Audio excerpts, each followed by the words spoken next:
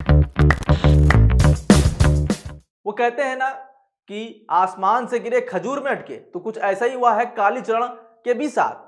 अभी छत्तीसगढ़ पुलिस ने उनको उठाया ही था कि महाराष्ट्र पुलिस ने भी अपना डंडा चला दिया है। कालीचरण को रिमांड पर लेके गई है पुणे।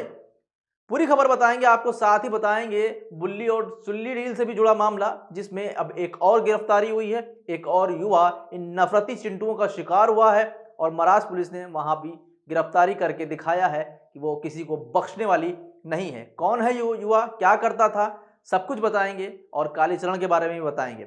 इससे पहले आपको करना क्या है वो जान लीजिए, वो जरूरी है। सच्ची और अच्छी पत्रकारिता के लिए हमारे चैनल को सब्सक्राइब कीजिए, नोटिफिकेशन बेल ऑन कीजिए, क्योंकि आपका सपोर्ट ही हमारी ताकत है। ये जरूरी इंफॉर्मेशन थी, प्लीज चैनल को सब्सक्राइब करके नोटिफिकेशन बेल ऑन कर दीजिए। नमस्कार, अस्सलाम वालेकुम दोस्तों, मेरा नाम है नदीम खान और आप देखना शुरू कर चुके हैं देसी बातें सिर्फ इंडियन पत्रिका पर। कालीचरण की मुश्किलें अब इतनी बढ़ चुकी हैं कि शायद उनका नामुमकिन हो गया है कि अब वो जेल से बाहर भी निकल पाए और सूरज को नमस्कार भी कर पाए या सूर्य नमस्कार कर पाए। जो भी करना है अब उनको जेल के अंदर करना है और सोचना है कि क्या महात्मा गांधी और हिंदू और मुसलमान को लड़ाने की वजह से जो उन्होंने किया और जो उनको भुगतना पड़ रहा है वो सही किया। अगर वो ऐसा ना करके, नफरतें ना बांट के, अगर देश में प्रेम बांटते, सबको एकता से रहने का ज्ञान देते, तो शायद आज इनको ये दिन ना देखना पड़ रहा होता। महाराष्ट्र पुलिस की टीम ने कालीचरण को रिमांड पर लेने के लिए लगातार प्रयास किए थे।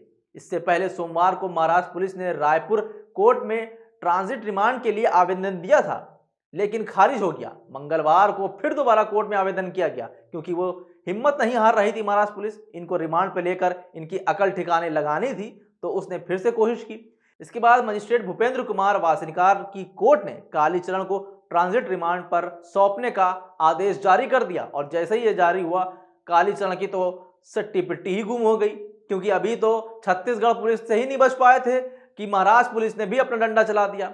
फिर अफसर आदेश की कॉपी लेकर तुरंत जेल पहुंचे। आपको बता दें कि महाराष्ट्र के खड़क थाने में भी कालीचरण पर राष्ट्रपिता महात्मा गांधी की अपमानजनक टिप्पणी करने का मामले को लेकर एक एफआईआर दर्ज की गई थी। इसके बाद से ही महाराष्ट्र पुलिस उसकी तलाश कर रही थी, लेकिन इससे पहले महाराष्ट्र पुलिस के हत्थे चढ़ता छत्तीसगढ़ की रायपुर पुलिस ने कालीचरण को धर दबोचा मध्य प्रदेश के खुजराहो से और उसको गिरफ्तार कर रायपुर ले आई। इसके बाद उसे कोर्ट में पेश किया गया, वहां पर उसको रिमांड पर भेजा गया। इसकी अर्जी खारिज, इसकी जो जमानत की अर्जी थी वो भी खारिज हो चुकी है। अभी फिलहाल ये जेल में है। बताया जा रहा था कि कालीचरण के वकील जमानत के लिए अब हाईकोर्ट में याचिका दाखिल करने वाले हैं। अब आप सोचिए कि महाराष्ट्र पुलिस जितनी मुस्तैदी से काम कर रही थी, काश मध्य प्रदेश पुलिस ने किया होता, काश उत्तराखंड पुलिस ने किया होता, काश उत्तर प्रदेश पुलिस ने किया होता, तो इनकी भी वाहवाही होती। मगर यहाँ पर भाजपा शासित राज्य हैं, इसीलिए ऐसे नफरती चिंटुओं को, ऐसे नफरती लोगों को पनाह दी जाती है। आप आइए, जहर उगलिए, हम उस पर वोट की राजनीति करेंगे और पूरा सपोर्ट हमारा आपके साथ है। पुलिस आपको टच भी नहीं करेगी और इसी वजह से महाराष्ट्र पुलिस ने और छत्तीसगढ़ पुलिस ने एक्शन लिया कि अगर आप नहीं करेंगे तो हमको पता है कि संविधान की रक्षा कैसे की जाती है, कैसे सबको संविधान का सबक सिखाया जाता है। आपको बता दें कि अकोला महाराष्ट्र में रहने वाला कालीचरण ने 26 दिसंबर को रायपुर की धर्म संसद में कहा था 1947 में मोहनदास करमचंद गांधी ने उस वक्त देश का सत्यानाश किया था, नमस्कार नाथूराम गोडसे को, जिन्होंने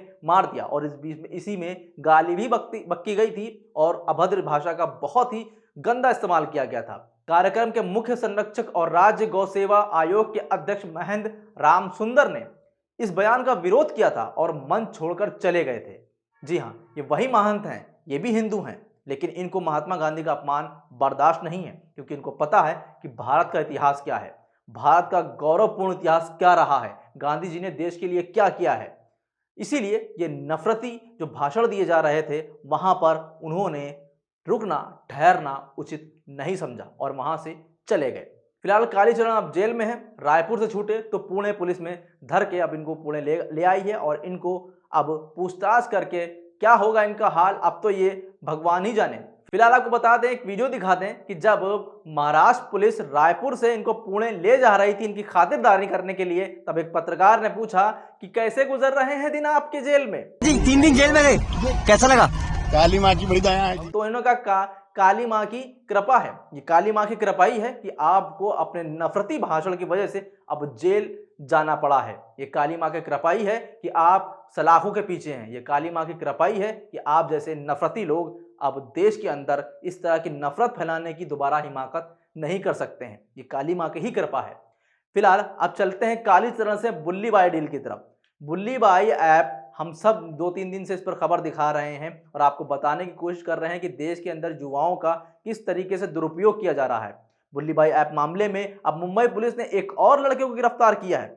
लड़के का नाम मयंक रावत है, जो कोटद्वार के निमचोर का निवासी है। मयंक दिल्ली विश्वविद्यालय में बीएससी ऑनर्स की पढ़ाई कर रहा था। सोचिए, माँ बाप ने पैसा इकट्ठा किया, बच्चे को दिल्ली विश्वविद्यालय में एडमिशन कराया कि बच्चा पढ़ लिख कर कुछ अच्छा काम करेगा, कुछ बेहतर बनेगा, समाज की सेवा करेगा। लेकिन वो क्या कर रहा था? देश में मुस्लिम महिलाओं की नीलामी में हाथ बटा रहा था। इसने नामांकन 2019 में हुआ था, लेकिन कोविड की वजह से, लॉकडाउन के कारण लंबे समय से ये घर पर ही था, क्योंकि लॉकडाउन लग गया था। उसके बाद से ये लगातार घर से ही ऑनलाइन क्लासेस कर रहा था। पूछताछ में मयंक ने बताया कि वो बुल्ली बाई ऐप संचालित करने वालों के साथ वर्चुअली जुड़ा हुआ था। आज तक उसने इनको नहीं देखा है, ना ही इनकी उससे कभी मुलाकात हुई है।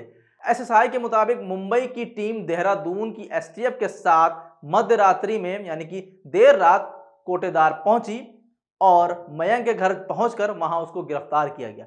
सोचिए कितनी शर्मनाक बात होगी और उस वक्त उनके माँ बाप पर क्या बीती होगी जब एसटीएफ ने और महाराष्ट्र पुलिस ने इसको गिरफ्तार किया होगा।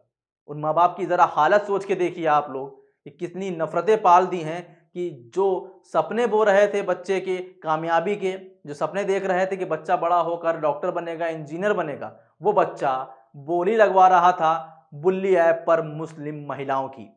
अब क्या उसके माँ बाप अपने पड़ोसियों से, समाज में आंख डालकर कह पाएंगे कि मेरा बच्चा गर्व से इंजीनियर है, मेरा बच्चा डॉक्टर है, डॉक्टर बना है? क्या कह पाएंगे? क्यों? क्योंकि उसकी असली वजह है इसके पीछे के जो षड्यंत्रकारी हैं वो लोग।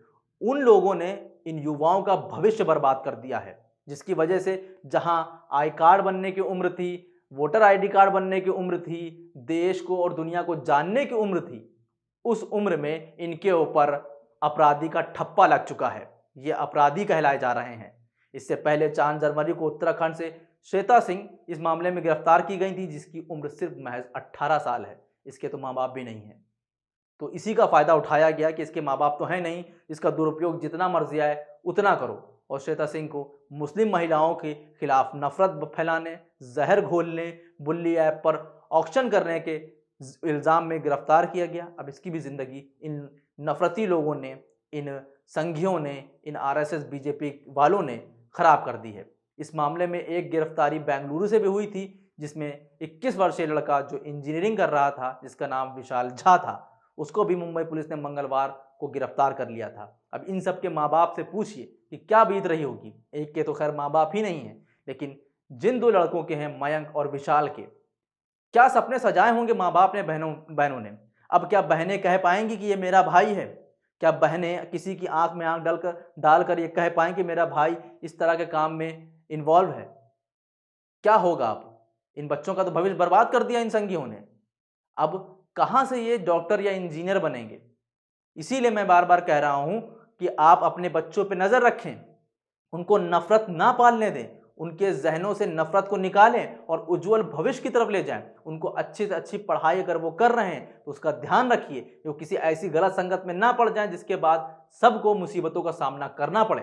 ज़रूरी है, क्योंकि यहाँ इस देश के अंदर इतनी नफरतें फैल चुकी हैं, युवाओं का इस गंदी तरीके से इस्तेमाल किया जा रहा है, उनको रोजगार नहीं दिया जा रहा है, उनको नफरत फैलाने के लिए एक हथियार के तौर पर इस्तेमाल किया जा रहा है। अगर ये कहा जाए कि ये युवा हथियार बन गए हैं ऐसे लोगों का, तो ये हथियार के तौर पर दूसरे समुदाय के खिलाफ जहर उगलने का काम कर रहे हैं, जिसके बाद इनका जो भविष्य है वो सिर्फ अंधकार में है। इसलिए हम सब और पूरी टीम मेरी आपसे हाथ जोड़कर निवेदन करती है कि बच्चों पर जरूर ध्यान दें, उनको नफरतें ना फैलें। भला ही हमारे आपस में मतभेद हो सकते हैं, किसी भी चीज़ को लेकर हर एक का पॉइंट ऑफ व्यू होता है, मतभेद होते हैं, लेकिन मनभेद नहीं होने चाहिए, क्योंकि जब मनभेद हो गया तो नफरतें पलती हैं और ऐसे लोग इन युवाओं का शोषण करते हैं।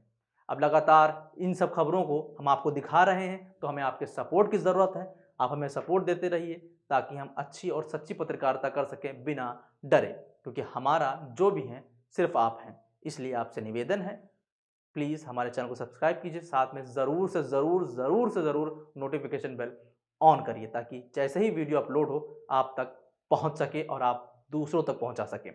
अभी के लिए बस इतना ही। नमस्कार, खुदा हाफिज।